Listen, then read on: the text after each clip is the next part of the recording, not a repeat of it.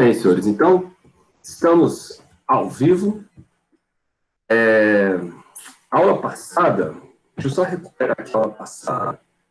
A gente falou um pouquinho dos geradores, né? A gente falou dos geradores, falou da força eletromotriz. Aí vocês lembram que o gerador, ele tem uma resistência interna. Se ele tem uma resistência interna, ele esquenta.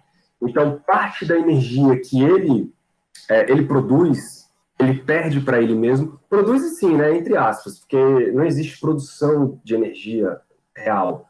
Existe, na verdade, uma conversão de uma forma de energia em outra. Mas a gente fala produção, porque a gente chama de gerador, o cara que gera, tal, é uma terminologia aí que não foi bem colocada. Assim como a própria força eletromotriz, é uma definição que não é muito bem, né, bem colocada, porque não é uma força. Dá uma ideia de força porque a bateria está empurrando as cargas, né? Mas, na verdade, a força eletromotriz, ela é uma diferença de potencial, associada a uma voltagem, digamos assim.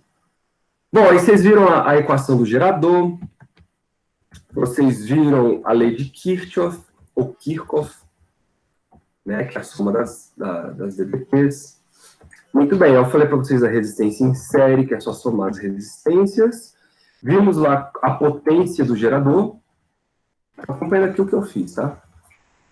Falamos da potência máxima, que a curva da potência é uma parábola, né? Então, ela vai ter um máximo. E quando isso acontece, nós temos um rendimento de 100%. Muito bem. Aí ficou faltando... Deixa eu já jogar aqui para vocês.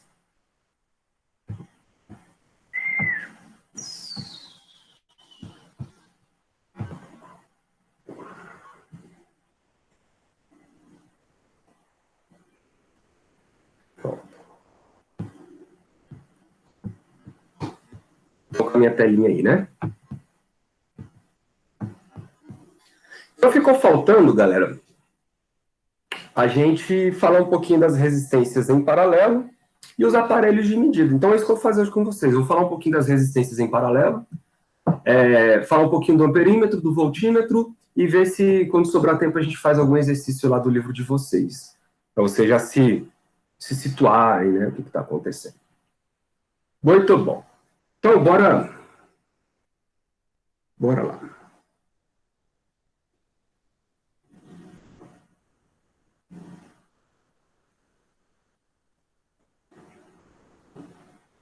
Resistências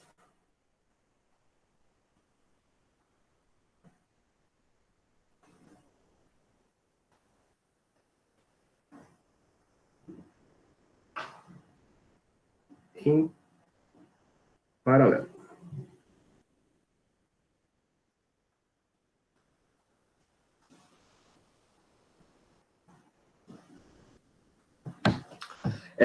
Lembra que nas resistências em série, senhores, os seus resistores, eles estavam todos conectados na mesma linha, digamos assim, né? E aí a corrente só tinha um caminho para seguir. Aqui não. Aqui em paralelo, nós vamos colocar em linhas diferentes.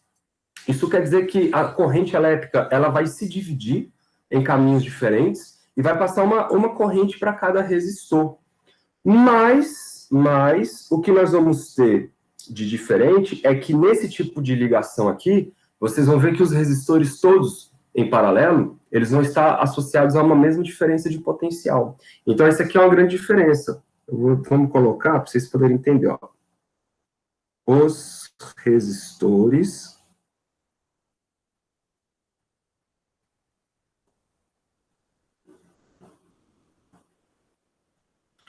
resistores estão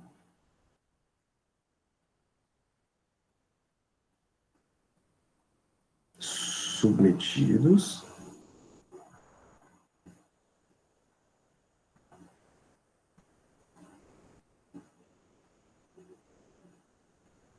a uma mesma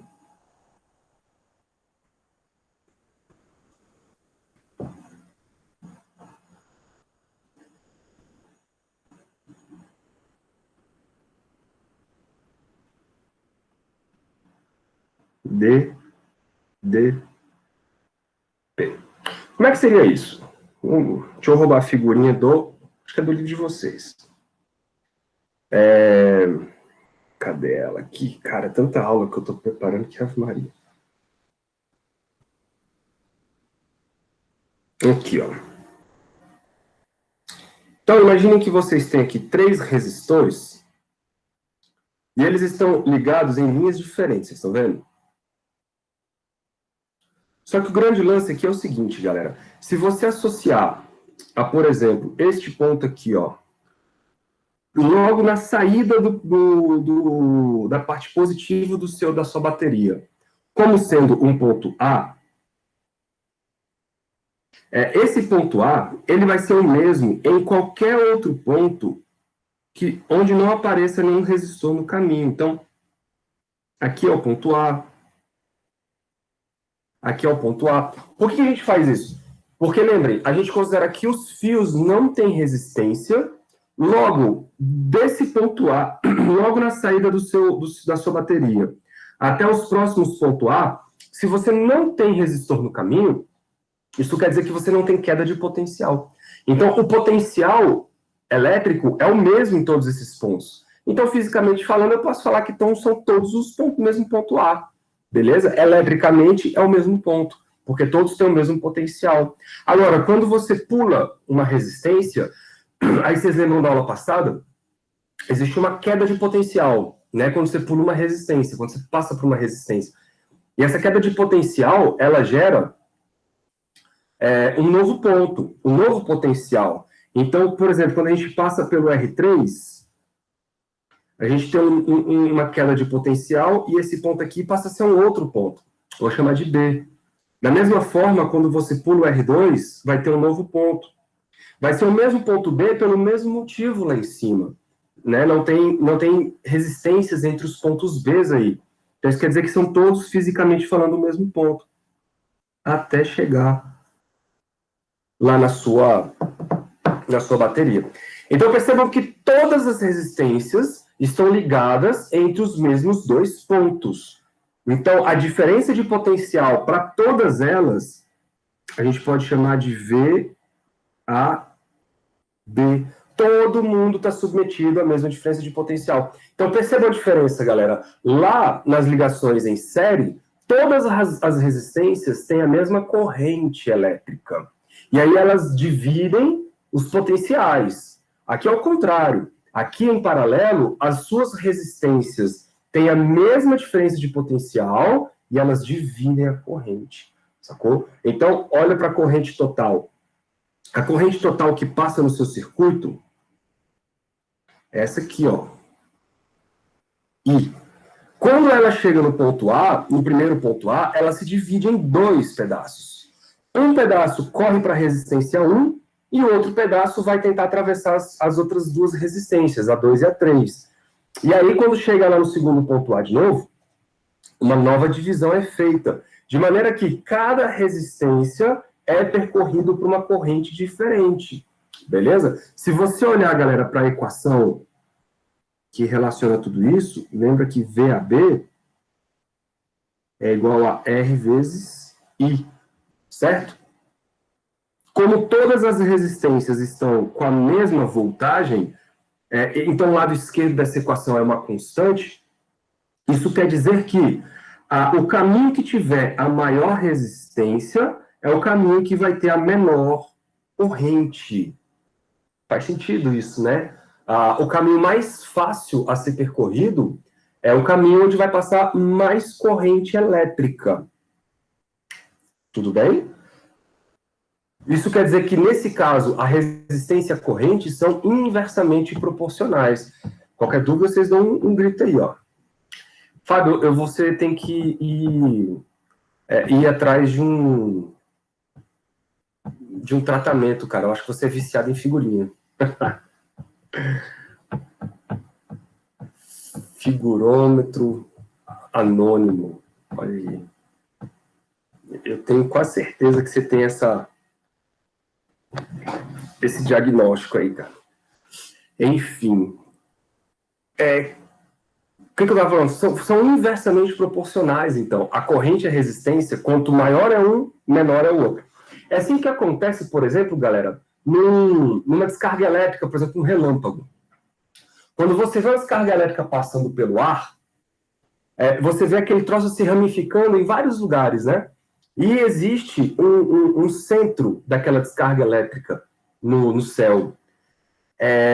Como que é feito? Por onde que a corrente escolhe passar no ar? Qual é o caminho escolhido pela corrente elétrica?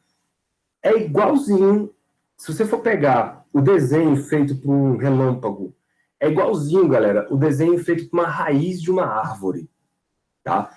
Esses caras, a natureza, eles sempre tentam encontrar os caminhos para gastar menos energia possível, beleza? Então, a corrente elétrica, ela vai tentar passar pelo caminho mais fácil. Então, ela procura o caminho no ar que tem menos resistência. Assim como as raízes de uma árvore debaixo do solo, elas vão tentando passar por ali lugares que são mais fáceis, lugares que tem terra menos densa, sacou? Então, se você pegar o desenho do caminho traçado por uma raiz debaixo de uma árvore, é muito, mas muito parecido, ou praticamente igual, se você pegar só o desenho, você não reconhece quem é quem, de um relâmpago. Tá? Por quê? Porque você vai atrás de caminhos mais fáceis, sempre, sempre. E aí nós vamos fazer a mesma brincadeira aqui, ó. Eu vou transformar esse circuito num circuito mais simples, equivalente. Deixa eu arrumar essa seta aqui.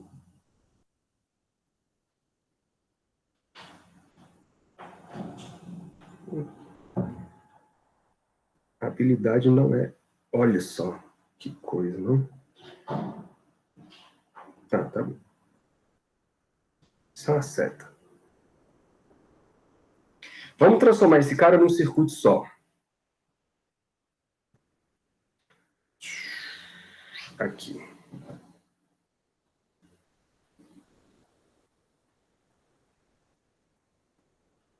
Pronto. Então, olha aí. As três resistências se transformaram em uma.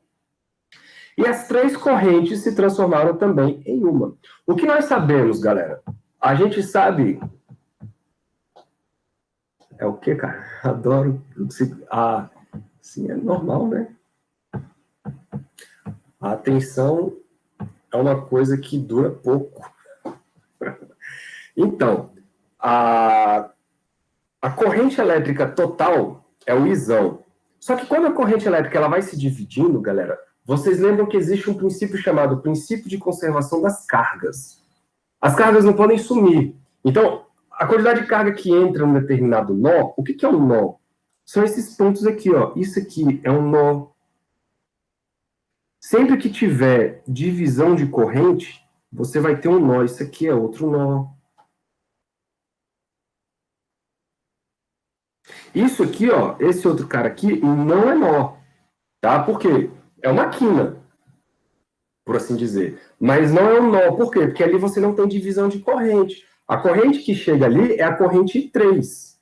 Ela não é dividida nesse ponto. Somente é um nó onde você tem divisão de corrente. Então, olhando para isso e olhando para a conservação da energia, vocês vão lembrar que a corrente elétrica, então, total, tem que ser igual à soma das correntes elétricas. I1 mais I2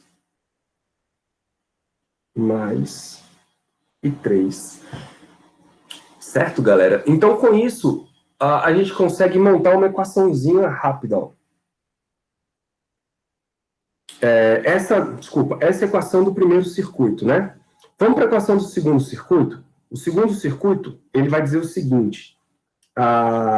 Essa força eletromotriz tem que ser igual à resistência equivalente vezes a corrente. Essa é a equação do segundo circuito, que é o circuito equivalente. No primeiro circuito, nós temos isso. Só que lembra que cada corrente dessa, olhando para essa equação aqui, ó,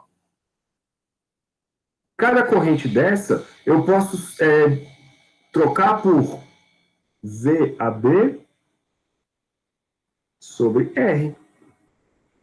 Não é isso? Então, por exemplo, a equação esquerda, vou deixar esse por enquanto quietinho aqui, ó. Quem é o I1?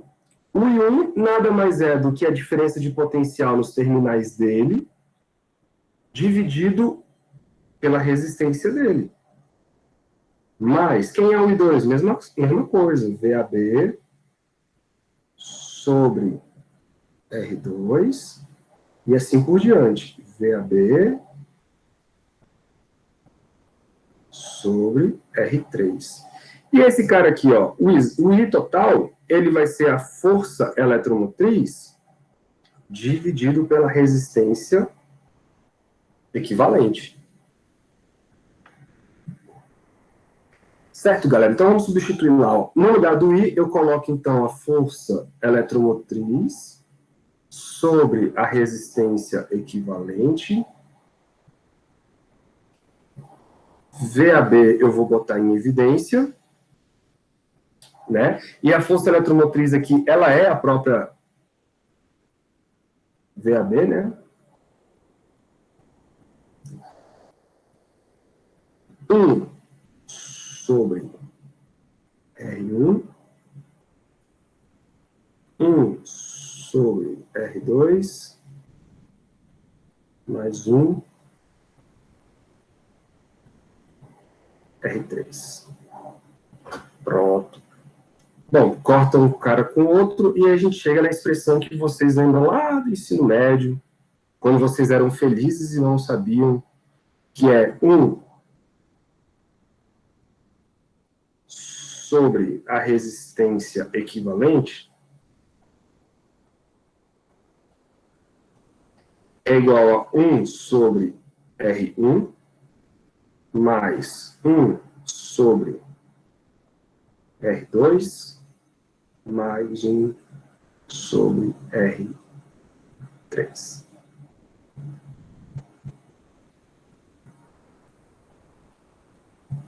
Pronto. Então, sempre que você quiser calcular a resistência equivalente de uma associação em paralelo, você pode recorrer a essa equação em geral.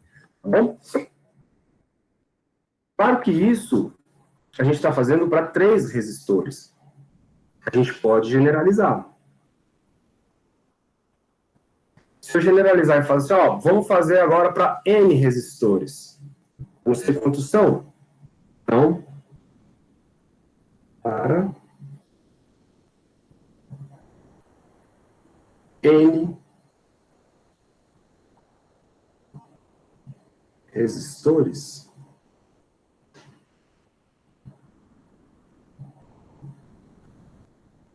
você vai ter, galera, a equação igual, só que agora com o somatório, né? Então, o inverso da resistência equivalente vai ser igual, então, a uma soma, né, vou botar aqui, ó, de I até N, de igual a 1 até N de quem? De 1 sobre RI.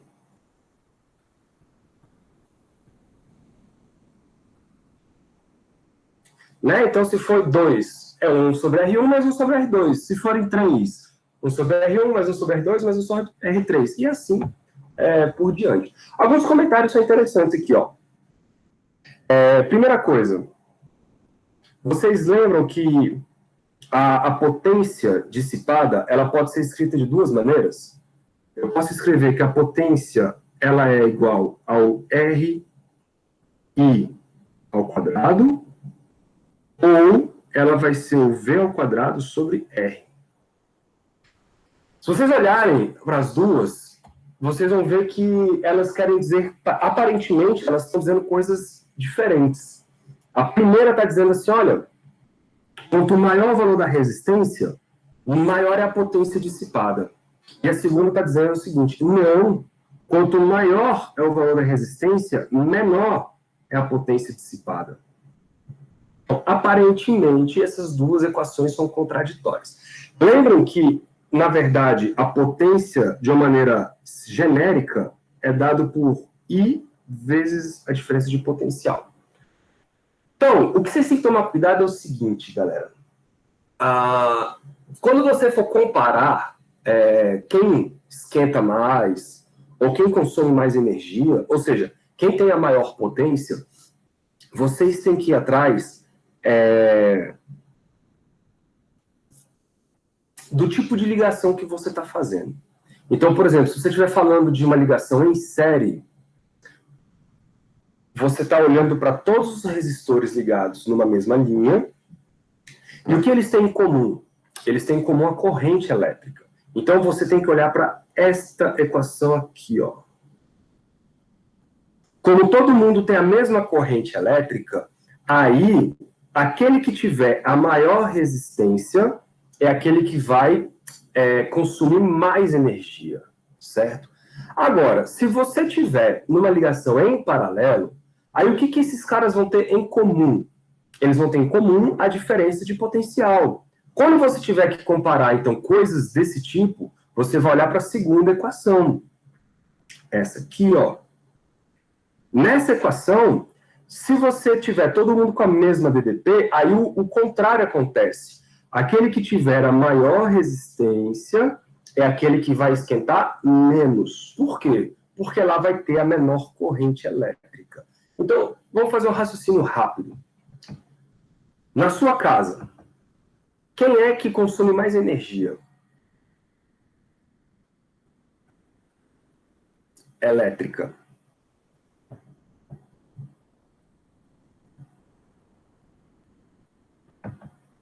Deixa eu ver seus comentários aqui. Span de atenção de um filhote de Golden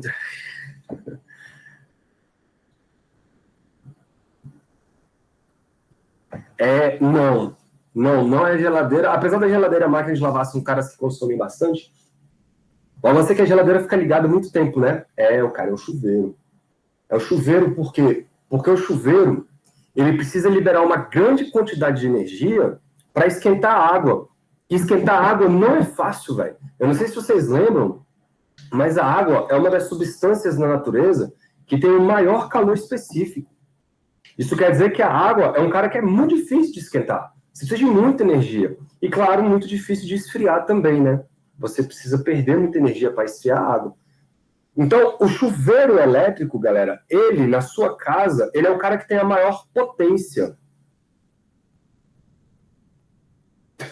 Ele é o cara que tem a maior potência. Falando em números, o chuveiro normal que eu digo assim, tem 3 posições, tá? E tem uma galera aí que tem chuveiro com 5 temperaturas, tem lá quente, muito quente, quente pra caralho. Tem chuveiro que tem até LED, velho. Olha aí, tá vendo? Seu chuveiro tem LED, Fábio? Tem chuveiro que tem LED, tem chuveiro que tem até entrada pra pendrive, cara. Pra você tocar uma musiquinha enquanto tomar banho, né? A galera tem tomado uns banhos muito animados aí. E aí, então, por que a chave não segura? Porque o seu chuveiro, ele é um cara que consome muito. Depois dá uma olhada lá no rótulo dele, lá na parte de trás dele.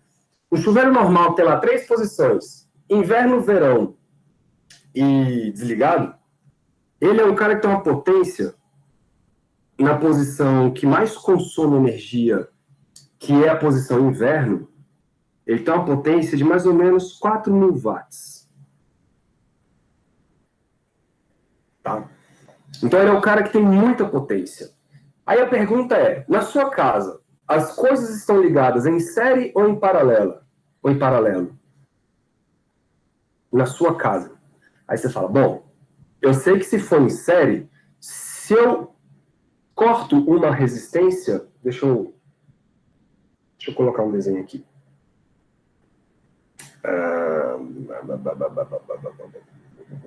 Depois eu apago esse desenho. Que ele é lá da aula passada. Aqui, ó. Aqui, tá todo mundo em série. Se eu, por exemplo, se são 3 lâmpadas, e essa lâmpada aqui, ela queima, por exemplo, o que acontece com as outras lâmpadas? Elas continuam acesas? Ou vai acender só a primeira e a segunda vai ficar apagada? Ou a última vai ficar apagada?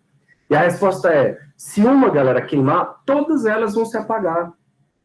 Porque qual é a condição de ser uma ligação em série? Todas têm que ter a mesma corrente. Se a corrente é zero em uma delas, então a corrente é zero em todas elas. Sacou? Então, se uma apagar, todas se apagam. Se uma queimar, todas se apagam. Beleza? Isso é uma característica da associação em série. Já a ligação em paralelo, não. Olha só que legal. Se eu, por exemplo, queimar a resistência R1, as outras continuam ligando. Por quê? Porque as outras continuam com o caminho liberado. E a corrente, galera, não muda. A corrente não muda. A corrente que passa pela R2 e pela R3 é a mesma. Por quê? Porque está todo mundo ligado lá em paralelo. O que isso quer dizer? Se você estiver na sua casa com todas as lâmpadas acesas e desligar uma, todas as outras continuam ligadas e com o mesmo brilho. Sacou? A parada não vai mudar. O que vai mudar, galera, é a corrente geral, tá? Por exemplo, vamos supor que você, na sua casa, vai fazer o seguinte. Você vai tomar um banho. Aí, quando você vai tomar um banho, vamos supor que a resistência 1 é o seu chuveiro. Então, o seu chuveiro ligou, vamos supor que ele já está correndo aqui, ó, uma corrente de 25 amperes. É uma corrente alta, por quê? Porque lá o seu chuveiro tem uma resistência baixa. Por quê? Porque o seu chuveiro consome muita energia. E como ele é ligado em paralelo, tem que puxar muita corrente para ele conseguir esquentar. Sacou? Mas para ele puxar muita corrente, ele precisa de ter uma resistência baixa. Ele precisa de um caminho mais fácil. Faz sentido, né? Então, o seu chuveiro ligado, olha aí, puxa 25 amperes de corrente elétrica. Aí você liga a lâmpada. Vamos chutar aqui um valor. A lâmpada do seu chuveiro puxa aí 1 ampere. Ah, professor, então a corrente da lâmpada é muito menor que a corrente do chuveiro? Sim. Por quê? Porque a lâmpada ela puxa menos corrente, porque ela consome menos energia. Lembrem que a potência, olha só, está associado à corrente elétrica.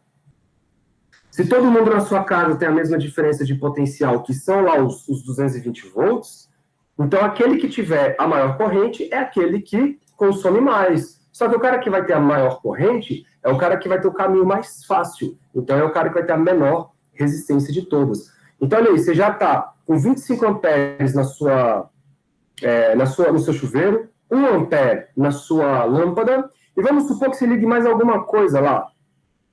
Sei lá, você liga um som no seu banheiro aí. Um som potente no seu banheiro. Vamos supor que você puxa aí uma corrente de 2 amperes. Beleza? Pergunta. Qual é a corrente total que está passando pelo seu banheiro? Você vai ter que somar as 3. Então, se você somar 25 mais 1 mais 2, isso vai dar 28 amperes, não é isso? Então, pela fiação do seu chuveiro,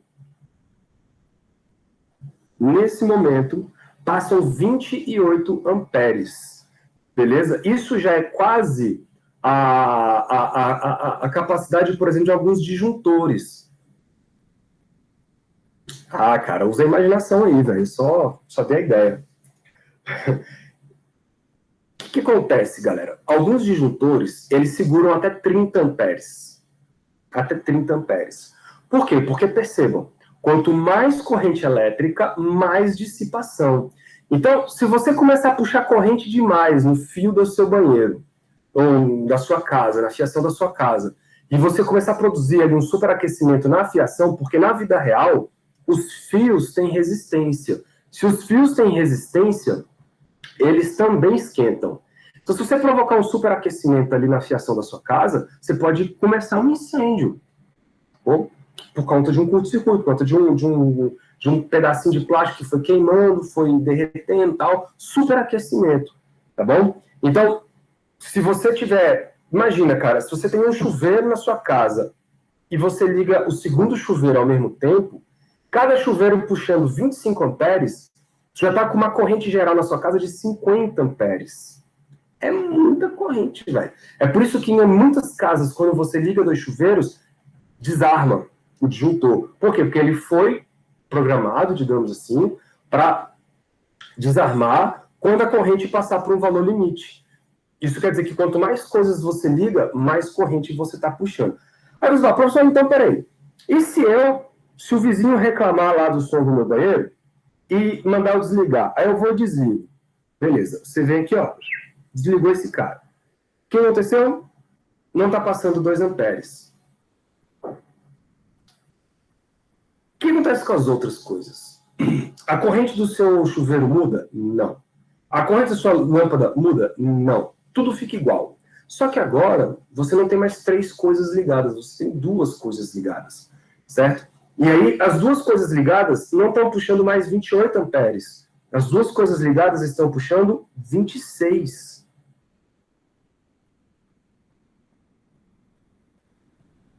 Apaga, joga. Isso. 26. Então, moral da história, galera. Quanto mais coisas você liga na sua casa, as correntes individuais, elas são as mesmas. Mas a corrente geral, ela vai mudando. Quanto mais coisas você liga, mais corrente você puxa. Por quê? Porque você está diminuindo a resistência geral da sua casa. Quanto mais resistências em paralelo, galera, menor é a resistência geral e maior é a corrente elétrica que passa no contexto geral da sua casa. Agora, individualmente falando, não. Individualmente falando, as resistências são as mesmas, então as correntes também são as mesmas. Beleza? O que o Fábio está falando aqui? Caso da sua avó acontece isso. E principalmente as ligações mais antigas são assim mesmo. Não que sua avó seja uma pessoa antiga, mas antigamente os disjuntores eram assim. Porque antigamente, galera, não tinha tanto aparelho eletrônico. Antigamente você não tinha tanto ar-condicionado. Hoje você tem ar-condicionado em casa. Isso não era normal há um tempo atrás. Né? E esses caras, geladeira, ar-condicionado, chuveiro, tudo isso puxa muita corrente. Então, os disjuntores mais modernos, e a fiação como um todo de uma casa, hoje eles são diferentes, eles suportam mais corrente elétrica, né? Na época não suportava tanta corrente elétrica, aí a galera tinha que botar um equipamento de segurança. E o equipamento de segurança é o disjuntor. É muito melhor, Fábio, você tomar um banho frio do nada do que você começar um incêndio na sua casa. Vamos apagar isso aqui? Bom. Beleza, sacaram aí mais ou menos a ideia do negócio? Qualquer dúvida, vocês me mandam aí. Só que, vamos...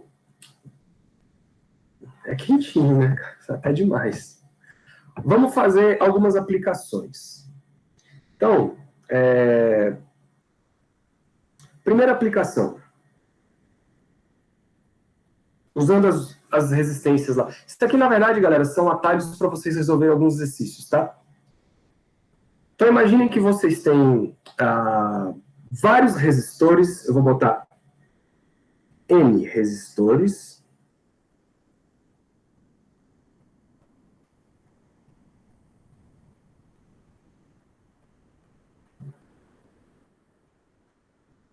Iguais, ou seja, todos eles com o mesmo valor de resistência elétrica. Vamos ligar eles primeiramente em série. Então,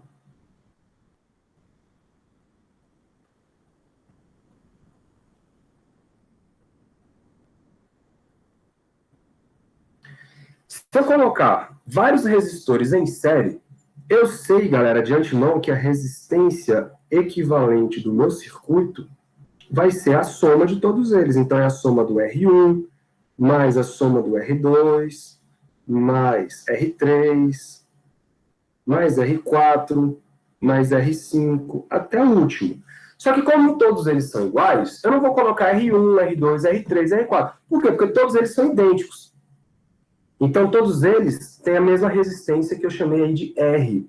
Então, eu estou somando R mais R mais R N vezes.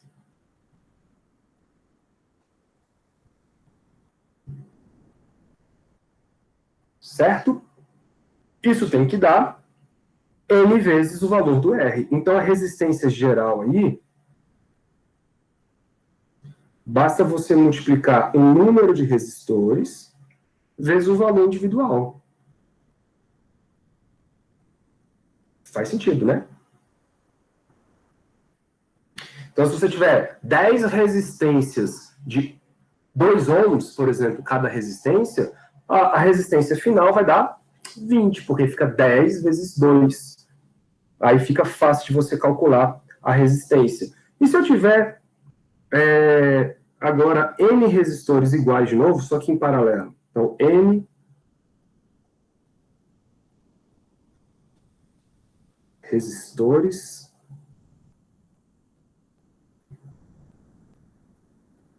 iguais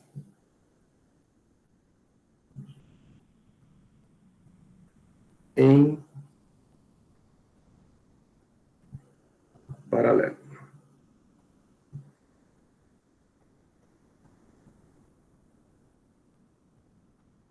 Aí você vai ter que somar os inversos desses caras, né? Então, ficaria algo nesse nível aqui, ó. 1 sobre o R equivalente seria igual a 1 dividido por R1 mais 1 dividido por R2 mais 1 dividido por R3, R4, R5, até o último. Então, eu estou somando 1 sobre R, mais 1 sobre R, mais 1 sobre R, de novo, N vezes.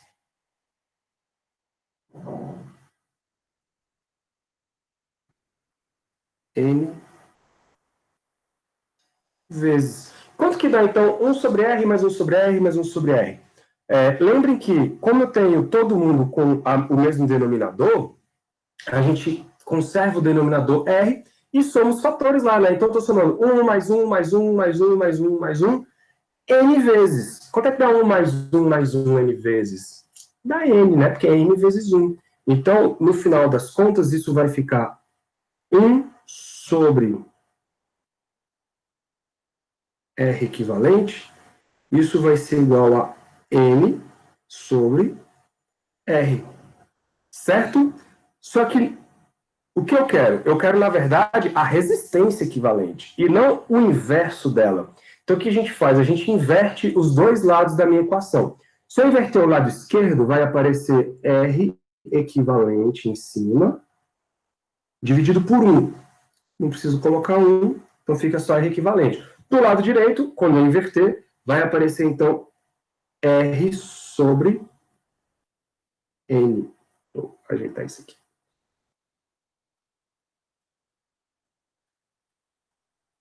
Então, olha aí, quando você tiver, galera, uma associação de vários iguais, você pega o valor de um deles e divide pelo número de ligação. Então, isso é muito prático, tá? Às vezes você tem lá 6 resistores iguais a 3 ohms cada um em paralelo. Então, você quer saber qual é a resistência geral dos 3. Então, se você tem 3 de 6, você vai pegar o valor dos 6, que é o valor de uma resistência, e divide pelo número de ligação. Então, fica 6 dividido por 3. Então, os 3 todos juntos formam 1, valendo 2, porque é 6 dividido por 3. Ok? E aí, um último que nós podemos fazer, muito prático também para você fazer conta, é o seguinte. Eu vou chamar aqui de associação dupla, tá?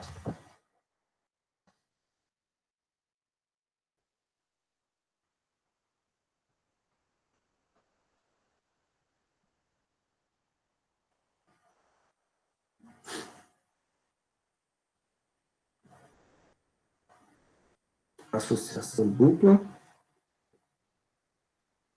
em paralelo.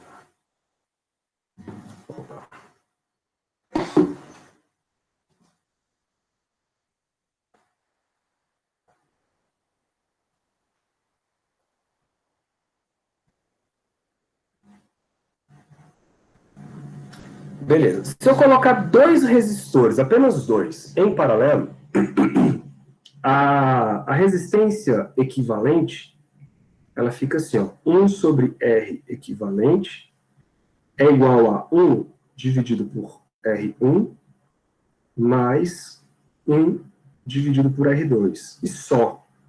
Beleza? Só são 2, então vai só até o R2. E eles são, a priori, eles são diferentes, né?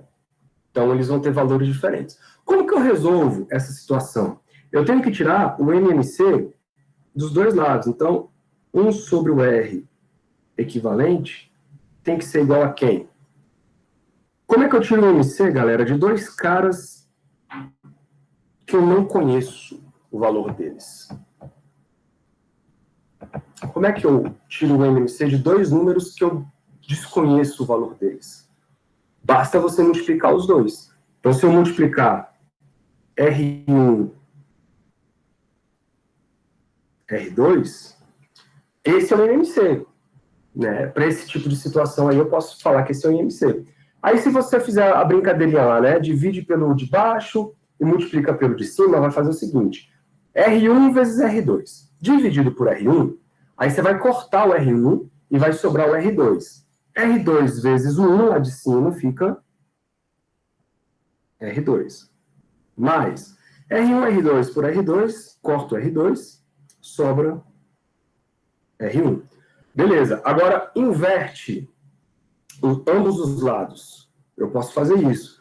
Então, o lado esquerdo vira R equivalente e o lado direito vira R1,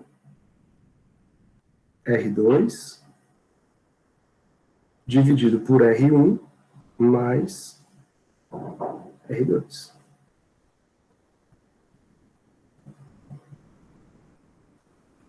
Vocês devem ter visto isso também lá no ensino médio, quando você achava que era triste, mas na verdade você era feliz e não sabia. Reclamava da vida, reclamava de tudo, mas na verdade você estava vivendo um paraíso. Certo, galera? Alguma dúvida em relação aí, alguma coisa?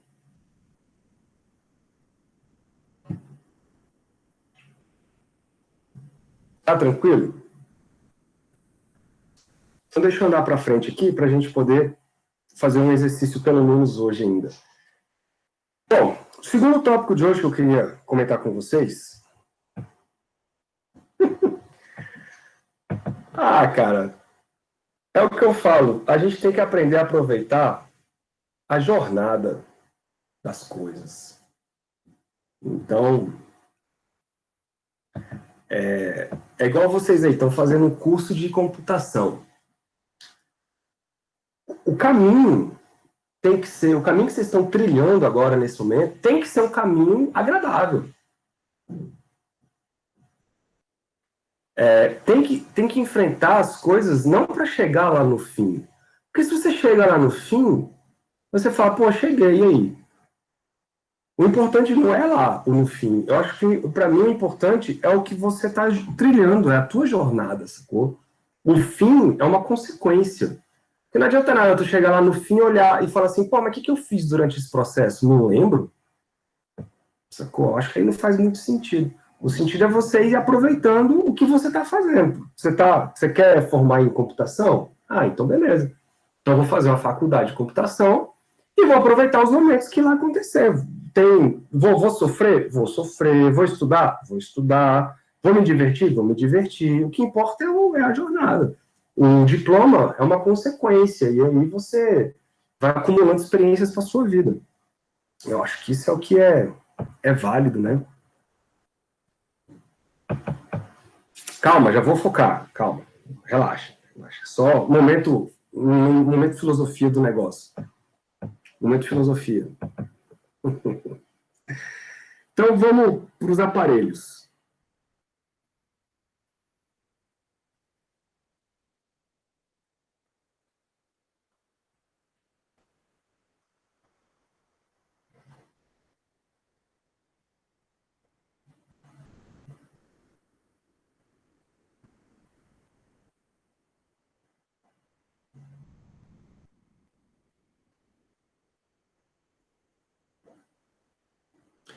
Então tá. Galera, olha só, velho. Tipo, essa aqui é a grande diferença do que é física, por exemplo, do que por exemplo, matemática. Na física, senhores, a gente está preocupado com a realidade natural, né, das coisas. As coisas existem, o mundo existe E a gente quer ter acesso ao mundo e às informações do mundo, né? O que a gente não tem acesso, o que a gente não conhece, são informações que ou a gente não conhece agora por questões tecnológicas, né? Ou a gente realmente não conhece por uma questão de ignorância, mas o fato é que a ciência, isso aqui é legal, cara, a ciência, ela é uma ferramenta em que nós temos que buscar acesso às informações que o mundo, né, tem pra gente. Então, como que nós, seres humanos, acessamos as informações? Como que nós, seres humanos, acessamos o que a natureza tem para dar pra gente? Então, a gente tem que medir as coisas, beleza? Então, eu preciso medir a corrente elétrica, eu preciso medir a diferença de potencial, eu preciso medir a velocidade das coisas, eu preciso medir a massa das coisas, eu preciso tirar informações do mundo, sacou? Sem essas informações, a ciência, galera, não caminha. Não tem como a ciência caminhar, sacou? Então, é por isso que quando as pessoas começam a ir muito pro sobrenatural, muito pro, sei lá, espírito, enfim, essas coisas muito longe, assim, você não pode medir, você não pode, sabe, testar as coisas em laboratório, e nem fazer um debate entre os pares. Então, isso você não pode chamar de ciência. Tá? Você pode chamar de outra coisa. Isso não quer dizer que não exista ou está errado. Não é isso. Você só está dizendo o seguinte, cara, ó, para que seja ciência propriamente dita, não é que a gente negue o outro lado. Não. É que nós usamos de algumas ferramentas, que são ferramentas que a gente precisa testar, né, as coisas. E o modo de testar para a gente é esse. Mas você não pode se recusar a ver o que você não tem como testar. Isso aí é outra área do seu conhecimento, isso é uma outra área da sua vida, do seu psique humano, né? A área da ciência já é uma área mais racional. Você precisa ter medidas concretas, né? Então, aqui no nosso contexto, nós temos dois bichinhos. O primeiro deles é o amperímetro.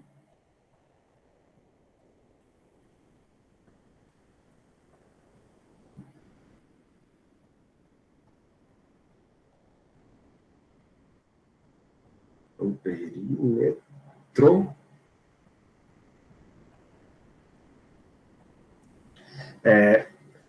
Pelo nome, você já sabe que ele é. Ele é um cara que mede a amperagem do sistema. Então, ele é um instrumento que mede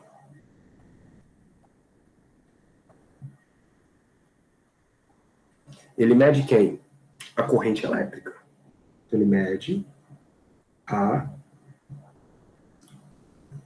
corrente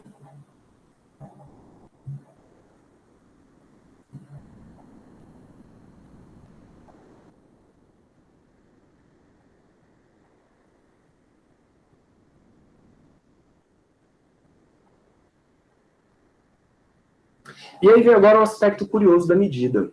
Eu não sei se vocês já pararam para pensar sobre isso.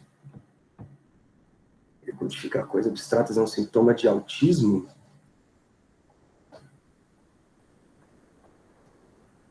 Como assim, cara? Mania de querer quantificar coisas abstratas. Depende, cara. O que você chama de abstrato? O elétron é um cara abstrato? Depende muito do ponto de vista aí que você está levando em consideração. O campo elétrico é um cara abstrato? Você não vê ele. Então, assim, tem que tomar cuidado com o que você chama de abstrato também. Né? Porque a gente tem a matemática que nos ajuda a entender o mundo. Mas aí a gente quantifica as coisas e mede. Aí quando você mede, eu acredito que deixa de ser abstrato, né? Passa a ser concreto. Mas, enfim, existe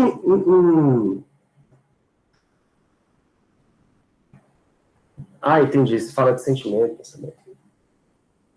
Sim, boto fé. Talvez sim. Enfim. O que eu ia falar? A nossa forma de medir as coisas, ela é um pouco como é que eu posso dizer, um pouco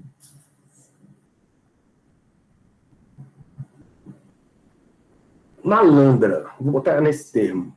É uma malandragem que nós temos para conseguir medir. Porque, galera, pensa. Agora pensa comigo.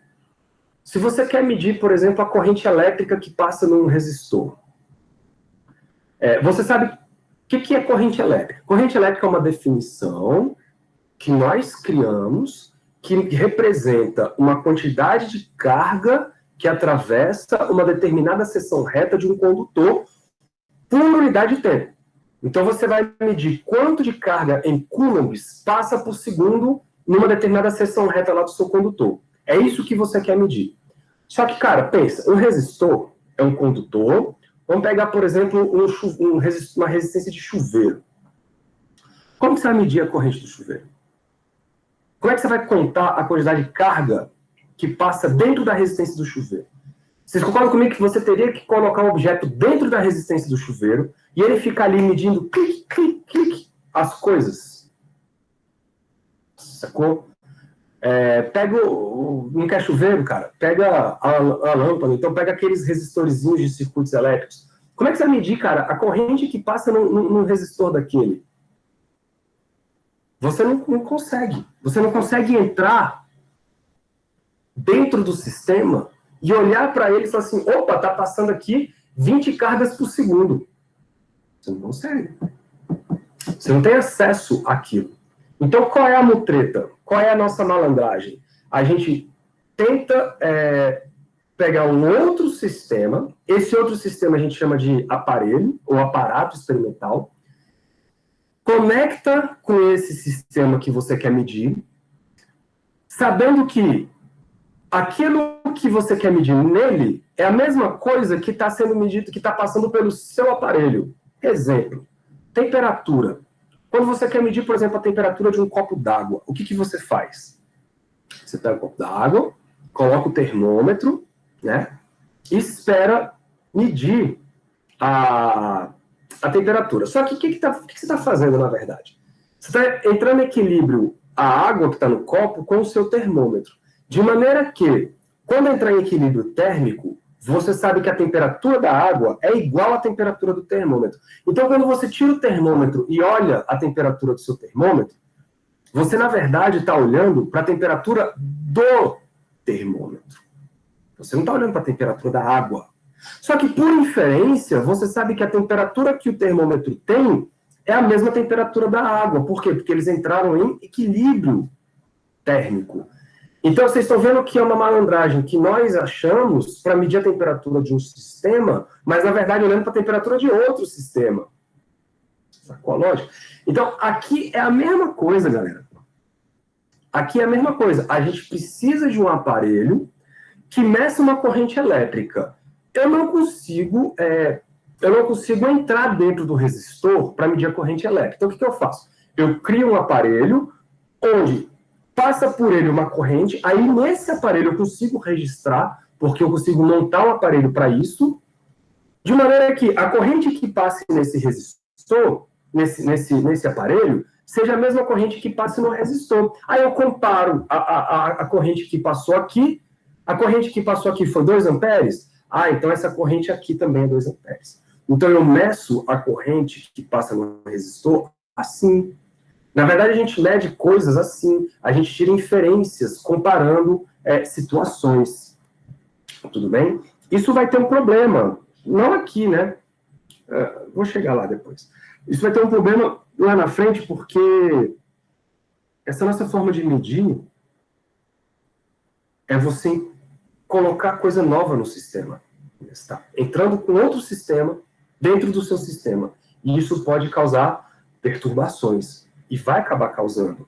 Mas pensem comigo, para esse amperímetro causar o mínimo de perturbação possível, você concorda comigo que ele tem que interferir menos possível no seu sistema? Para ele interferir menos possível no seu sistema, ele precisa, galera, ele precisa ter uma resistência muito pequenininha. Então, o amperímetro, ele por natureza, ele deve ter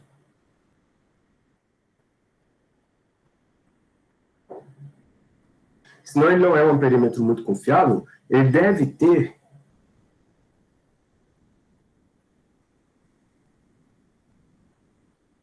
uma resistência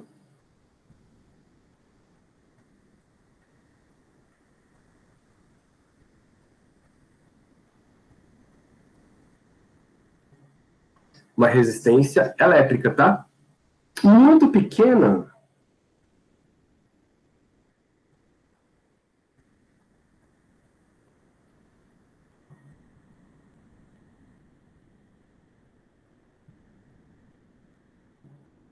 E quando a gente fala muito pequeno, muito grande, a gente tem que sempre comparar com outra coisa, né? Não adianta só falar, isso aqui é muito pequeno. Não, o muito pequeno é relativo, né? As coisas podem ser muito pequenas, mas quando você troca de escala, essa coisa pode ser muito grande. Então, você sempre tem que comparar pequenos e grandes com outras coisas. Então, tem que ser muito pequena. Quando você comparar, então, comparada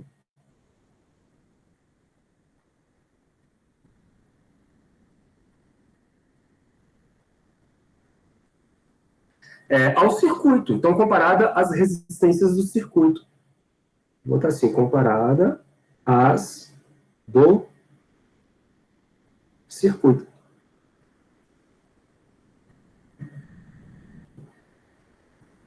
Que circuito? Óbvio, o circuito que você quer fazer a medição. Beleza? Agora, e o voltímetro? Opa.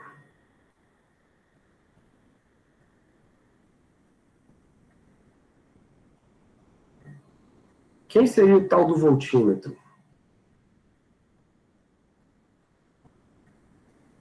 Então, B.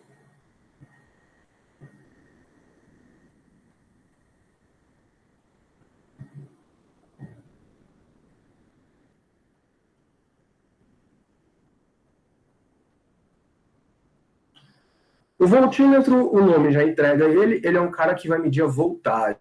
Então, ele mede a DDP do sistema, que é a nossa diferença de potencial. Então, ele mede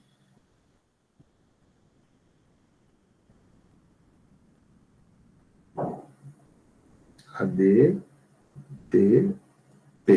Galera, percebam que DDP é uma diferença de potencial. E uma diferença de potencial é sempre entre dois pontos.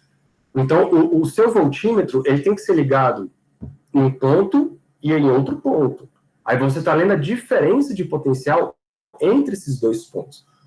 Quando isso acontece, você já está automaticamente ligando ele em paralelo.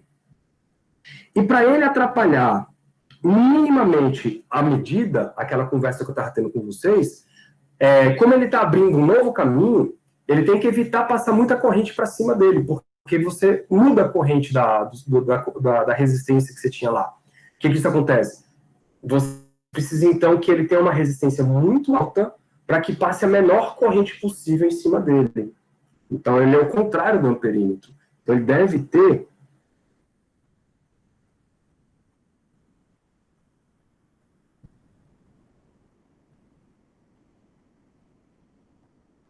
uma resistência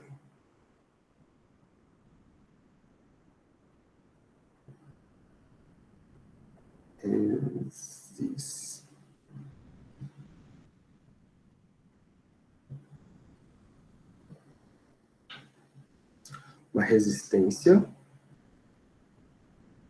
muito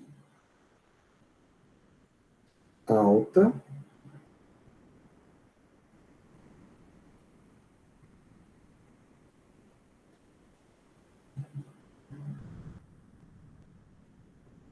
de novo, sempre comparado a alguma coisa, né? Então, comparada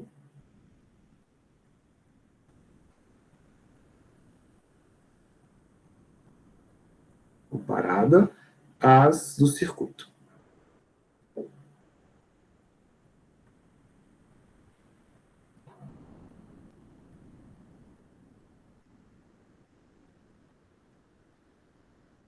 Certo? Então, para o Fábio ficar feliz, uma figurinha.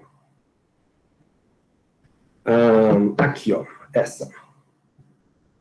Então, olha só, galera, nessa figurinha aí você tem os dois caras. Você tem o amperímetro e você tem o voltímetro. Percebam que o amperímetro, ele está registrando a corrente elétrica que passa entre esses dois pontos aqui, ó, A e B. Ele está medindo a corrente elétrica que passa entre esses dois pontos A e B. Por definição, esta corrente elétrica tem que ser a mesma que passa por quem? Tem que ser a mesma que passa por essa resistência interna da bateria, tá? Por definição, é a mesma corrente, e a mesma que passa aqui, ó, no R2. Muito bem. Aí quando chega no ponto C,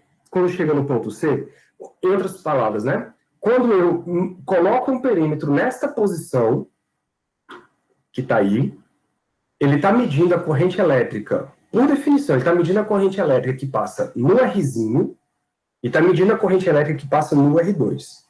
Beleza? E no R1, professor? Bom, aí vamos ver. O R1, ele é um cara que está ligado com outra coisa. Então, ele está ligado entre os pontos C e D com um voltímetro. Ligou em paralelo, o que vai rolar? Divisão de corrente, não é isso? Então, existe uma corrente que vai cair para cá e existe uma corrente que vai cair para cá. Então, você está vendo que, ao colocar o voltímetro, ele automaticamente já atrapalha o seu circuito. Assim como o amperímetro também, né?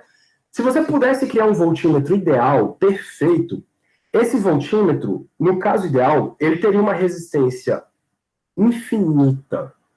Se isso for verdade, isso quer dizer que não tem corrente passando por ele. E aí, então, isso quer dizer que ele não interfere no seu circuito. Né? Então, nesse caso, a resistência R2 e a resistência R1 estão em série. Por quê? Porque a corrente que passa nos dois é a mesma. De novo, galera, isso no caso ideal, tá?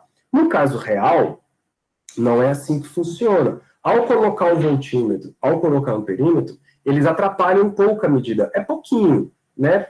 Mas atrapalham. Eles têm lá uma corrente de fundo, que a gente chama. E isso faz com que eles mudem um pouco o valor do que você está querendo medir lá. Essa é a grande dificuldade, por exemplo, da física quântica. Lá na física quântica, você tem um sério problema com a medida. Porque se você está vendo que na física clássica, que é o mundo grande, os aparelhos de medida, eles entram e fazem uma certa perturbação, eles podem causar uma certa perturbação. Imagina lá no mundo dos pequenininhos, velho. É a mesma coisa que você querer, voltando lá para a ideia da gota de água, imagina você querer medir a temperatura de uma gota de água. Ao introduzir um termômetro nessa gota de água, você vai atrapalhar tanto, você vai introduzir tanta energia no sistema, cara, que você vai estragar o que você quer medir. Né? E é mais ou menos isso que acontece no mundo quântico. Muito bem. Tranquilo até aí? Eu não esperaria menos de você, senhor Fábio. Não esperaria menos de você. Bom, bora fazer um exercício rapidinho aqui.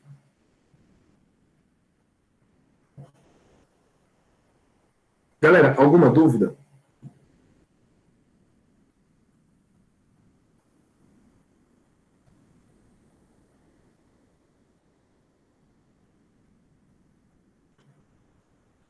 Se tiver alguma dúvida, manda aí no chat, por favor, para a gente discutir. Deixa eu pegar aqui o livro de vocês. Onde é que ele está? Aqui. Mecânica, Halliday, Física 3. Olha, a figurinha que eu peguei foi essa, tá? Então, vamos lá para os exercícios. Eu já passei para vocês? Não, né?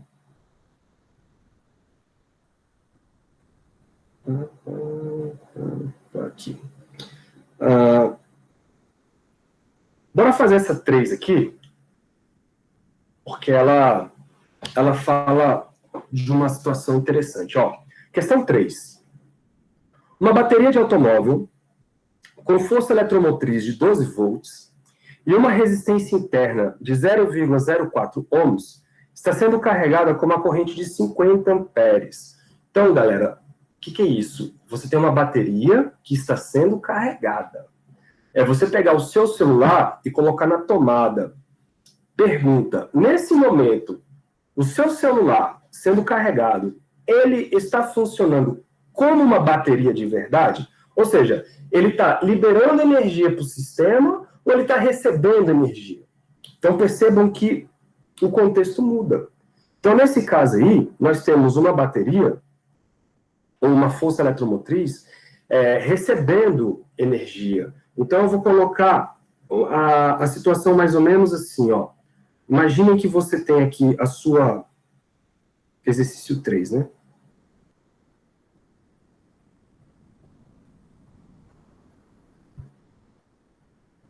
Vou chamar aqui de ponto, sei lá, A. Aqui está uma resistência interna.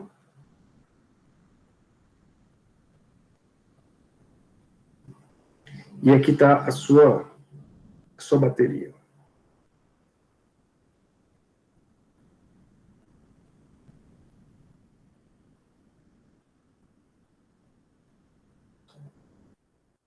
Isso aqui é um Rzinho. Galera, se você, que é a força eletromotriz, se você está deixando esse troço funcionar como bateria de verdade, você sabe que a corrente elétrica sai do polo positivo, não é isso? E aí você gera corrente elétrica. Só que como essa nossa bateria, ela está recebendo energia, então ela está funcionando, na verdade, o contrário, a gente fala que ela está com oposição de fase, então a corrente elétrica, galera, está entrando no polo positivo. Beleza? E nesse caso, então, quem é a diferença de potencial entre os pontos A e B? Quem é a diferença de potencial entre os pontos A e B? Você está conectando lá uma bateria, uma fonte na sua bateria, e aí essa fonte ela está usando para duas coisas. Para carregar a força eletromotriz. Então, a gente vai chamar aqui, ó. Em alguns momentos, você pode chamar isso de força contra-eletromotriz, tá? Porque está contra o sistema. E ao invés de você botar um sinalzinho de menos, você vai usar mais. Porque, de novo, o que está acontecendo aqui não é o tradicional de um gerador. O gerador, ele vai gerar a força eletromotriz e vai perder para a resistência interna. O que sobra, ele vai para o circuito. Aqui não. Aqui sua bateria está recebendo. Então, ele está funcionando como um receptor. Então, o que ela está fazendo? A energia que vem para ela está sendo usada para duas coisas. Alimentar a força eletromotriz. 2, gastar energia lá na resistência interna. Então, agora vai surgir aí, ó, um mais entre as coisas. Tá bom? Então, vamos para a pergunta? Primeira pergunta é: determine a diferença de potencial V entre os terminais da bateria. Então, é isso aqui que nós vamos determinar. Ó. É o V, ele chama de V, né? Então, letra A. Esse V que ele está chamando aí corresponde à força eletromotriz mais R vezes I.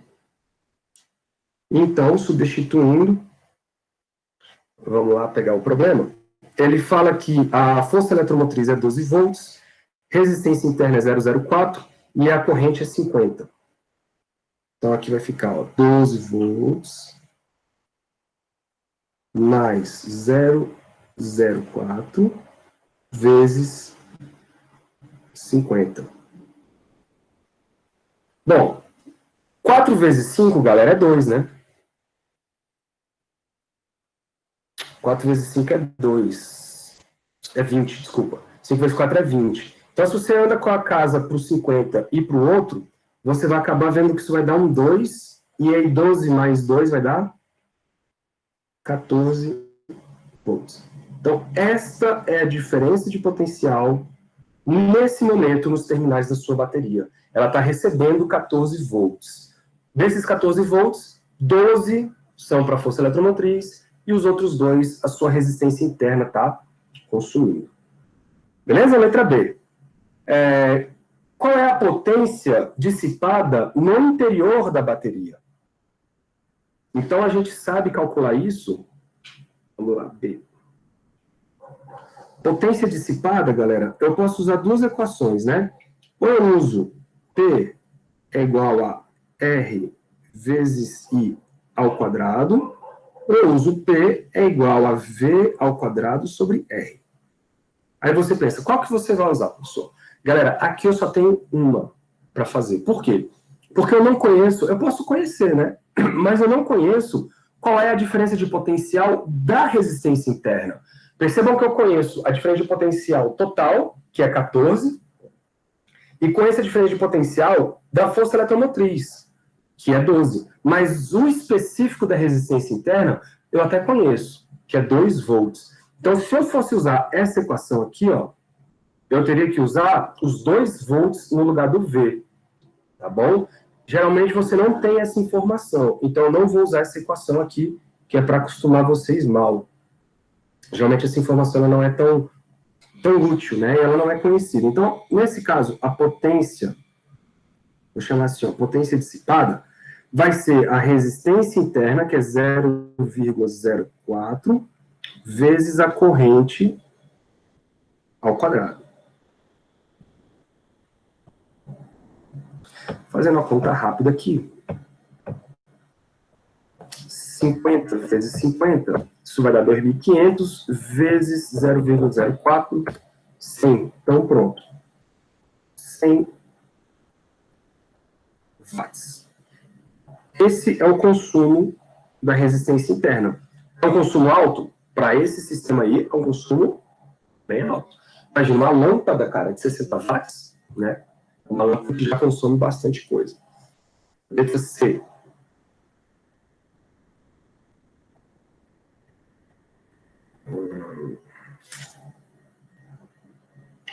A potência fornecida pela bateria. Bom, galera, aí a potência fornecida pela bateria é a potência que ela pode fornecer, né? É a corrente que passa por ela vezes a força eletromotriz dela. Então percebam que você tem que saber o que está sendo perguntado e aí com o que está sendo perguntado, qual é a melhor forma de calcular o que está sendo perguntado. Então essa potência fornecida pela bateria vai ser de 50 vezes os 12, né, que é a força eletromotriz. Bom, 5 vezes 12 dá 6, 60. 60 com mais um zero vai ficar, então, 600 watts.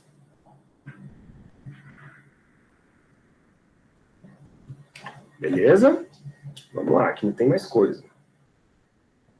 Letra D. Se a bateria, depois de carregada, olha só, hein? Você agora não está mais usando ela como um receptor. A bateria agora ela é carregada, ela é usada para fornecer 50 amperes ao motor de arranque.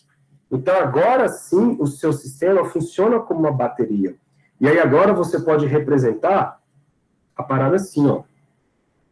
Letra D.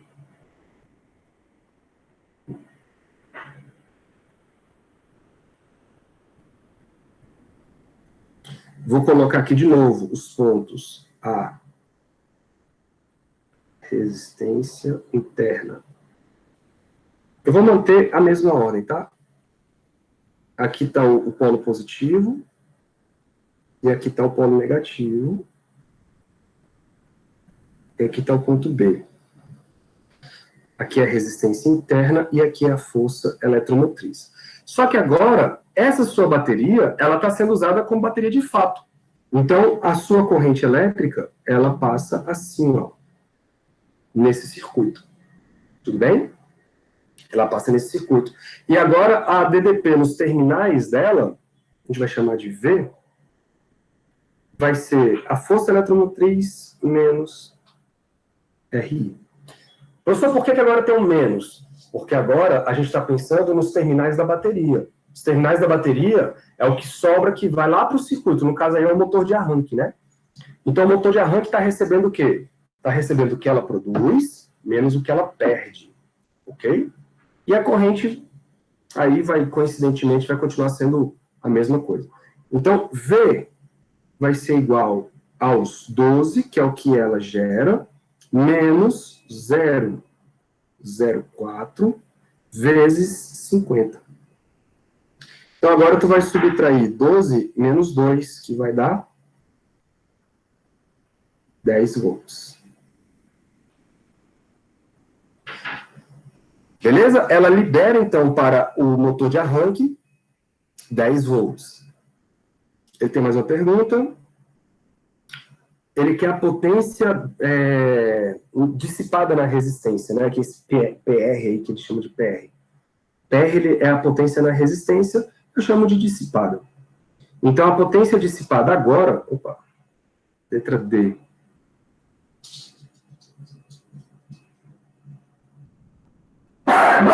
Opa. Aí tu multiplica.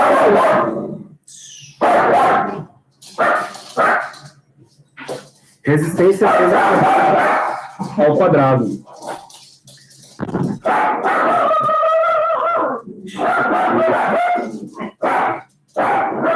Sinfonia de cachorro. Bom, a resistência, galera, não muda. 0,04 vezes 50 ao quadrado, de novo. Então, continua dando o mesmo valor, por quê? Porque as condições dela continuam sendo as mesmas. Então, isso vai continuar dando 100 watts.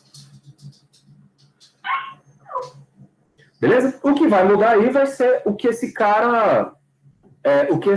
esse cara está produzindo para fora. Se você calcular a potência da bateria, não vai ser mais 600, porque ela recebia 600 de fora. Agora, se você multiplicar, se você fizer essa conta aí, você vai ter... Não, desculpa, continua sendo 600, porque o 600 é a potência fornecida pela bateria. Beleza? Bom, é isso. De boa essa questão, né? Só para vocês terem uma noção do que tá acontecendo. Galera, dúvida? Parece dos Flintstones.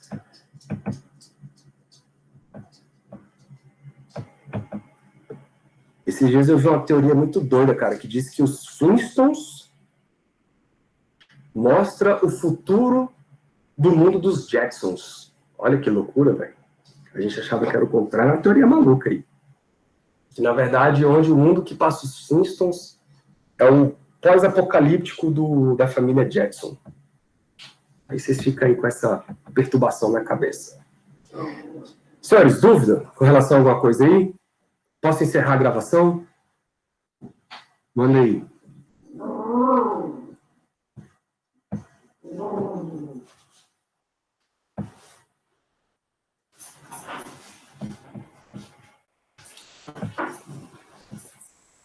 Tá de boa? Fala, Sudé.